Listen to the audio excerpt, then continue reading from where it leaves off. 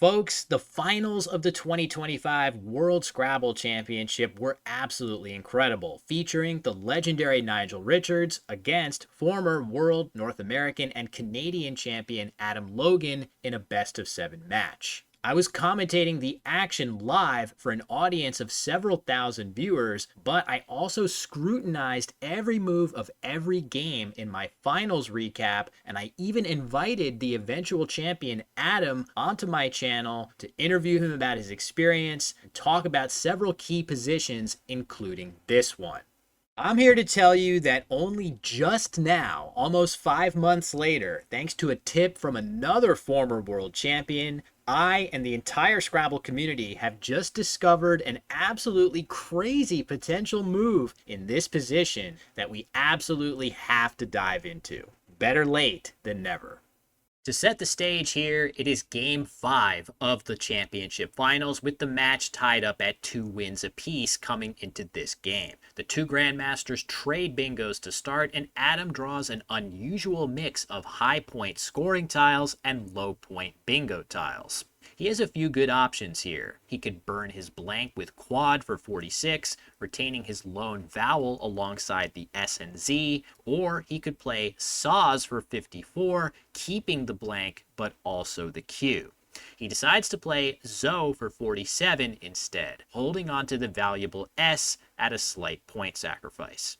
Nigel responds with by far his best play of Bay for a very solid 36 points, leaving balanced tiles.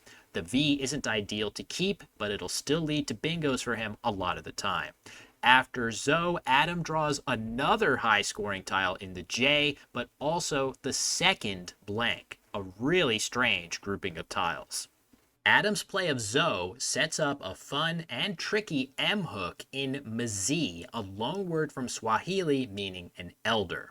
While Adam doesn't draw the other M, his blank tiles allow him to play the 75-point jams here, which he strongly considers. However, rather than spending all of his ammunition in one move, Adam can play just one of his blanks to get rid of the Q, including plays like Cade for 33, or the more aggressive variation of Quid in the same spot for the same score, setting up both S and E hooks with Squid or Equid. Ultimately, he plays quad through the A instead, gaining 3 additional points and setting up just an S hook, which he holds in reserve. This looks to be a great option. And in my live commentary, match recap, and subsequent conversation with Adam, we all agreed that it had to be the right play. However, computer engines actually prefer a completely different move, which I totally failed to consider despite revisiting this position several times. Because this move requires very obscure word knowledge in the Collins lexicon, I only recommend pausing the video to try and figure it out on your own for extremely experienced Collins players. But that being said, the computer engine's preferred move here is Joel for just 10 points, leaving both blanks, but also the Q on the rack, which typically hugely hampers your ability to get a bingo down. Why did I fail to generate this option despite carefully analyzing this position several times? To answer that, we have to analyze the very strange conditions that make this move so strong. The primary benefit of this play is that leaving DQS blank blank, Adam is 1A, G, or U draw away from having the insane God Squad through OD already on the board for either 169 or 178 points, depending on whether he draws the 1-point vowel or the 2-point G.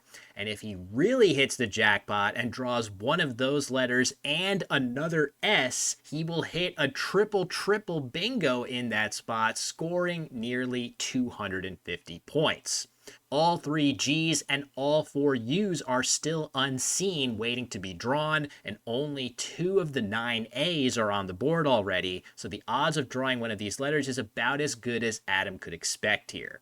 He has a roughly 34.5% chance of drawing at least one A, G, or U, and within that percentage, he has about a 1.5% chance of drawing the exact AS, GS, or US combination combinations for an instantly game-winning 228 or 237 point bomb.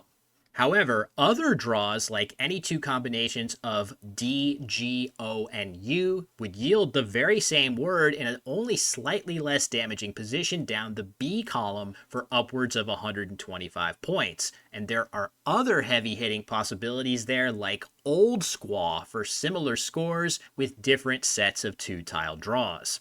Drawing any two tiles among A, I, M, and U would yield Quaidoms for well over 120 points once again. And of course, there's also the open E of Armoire, which yields draws of Squatty, Quayside, and other 100 plus point bingos, in addition to many lower scoring bingos that don't quite reach the triple.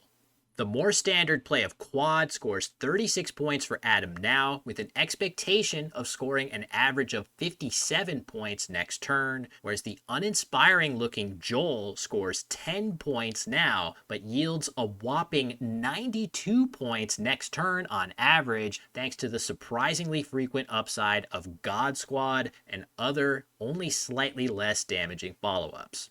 Adam is expected to bingo 20% of the time after Joel, and that does not include the roughly 33% of the time that he draws God Squad, which is a non-bingo triple-triple.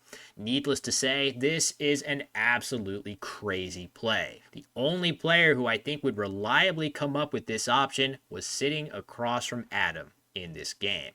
But here's the thing. If Adam plays this, Nigel is going to be on red alert, trying to figure out which 5 leftover tiles would make this play make sense. In other words, what is Adam's range?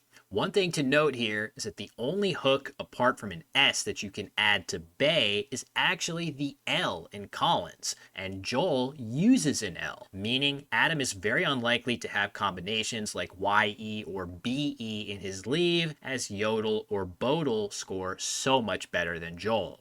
Moreover, Ob hooks with every vowel but the U in Collins, and there are loads of plays that would score 32 points overlapping that spot, like Joe, Jai, or Jot.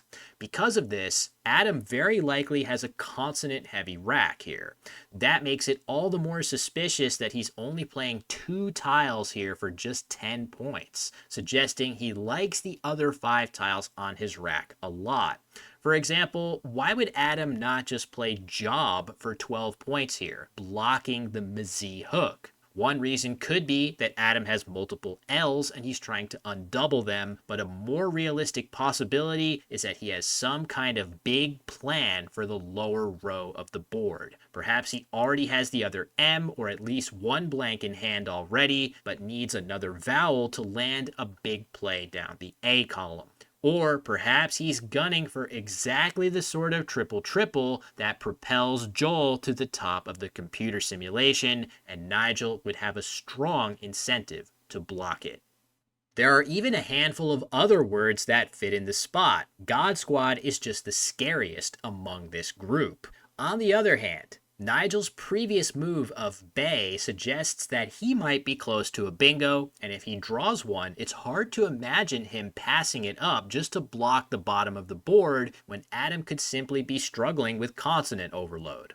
Also, from Adam's perspective, if he fails to draw God Squad after Joel and Nigel plays somewhere else, he does have the option to continue fishing for it, though each successive short, low-scoring play will make Nigel increasingly likely to block. In the actual game, Adam plays quad and follows up with the heavy-hitting jams for 88 after drawing the second M, en route to another victory in the game and an eventual 4-2 series win, clinching the World Championship.